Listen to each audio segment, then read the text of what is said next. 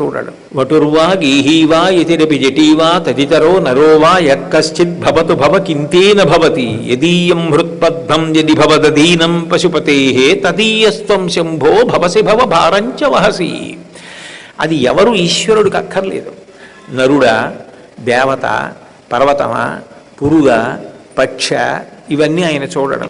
ఏనుగు, పాము, సాలెపురుగు ఆయన్ని ఆరాధించే భక్తితో. అవి జంతువులని ఆయన చూడలేదు, వాటిని ఐక్యం చేసుకున్నాడు. ఏ వేదంబు పఠించే లూత భుజగంబీ శాస్త్రములు సూచే, అవన్నీ ఆయన చూస్తాడా?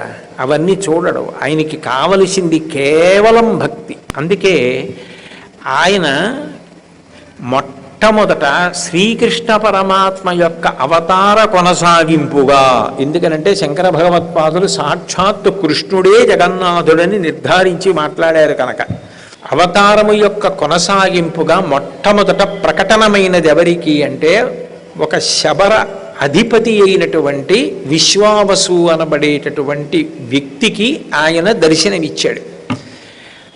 ఎంత జాగ్రత్తగా చూసుకున్నాడంటే అసలు ఎవరికంటా పడకుండా తీసుకెళ్ళి ఎక్కడో ఒక పర్వత గుహలో ఒక సెలయేటి దగ్గర నీలమాధవుడు అన్న పేరుతో ఉన్నటువంటి ఆ భగవత్ స్వరూపాన్ని పరమపదిలంగా దాచుకున్నాడు. మీరు చూడండి, లోకంలో అన్నిటికన్నా అపూర్వమైనది ఏది ఉంటుందో దాన్ని జాగ్రత్తగా దాస్తారు.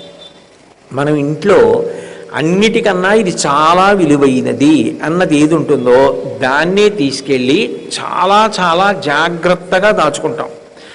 ఇది అంత విలువైనది ఏం కాదు అనుకున్నది ఏది ఉంటుందో దాన్ని వీధిలో కూడా వదిలేస్తాం.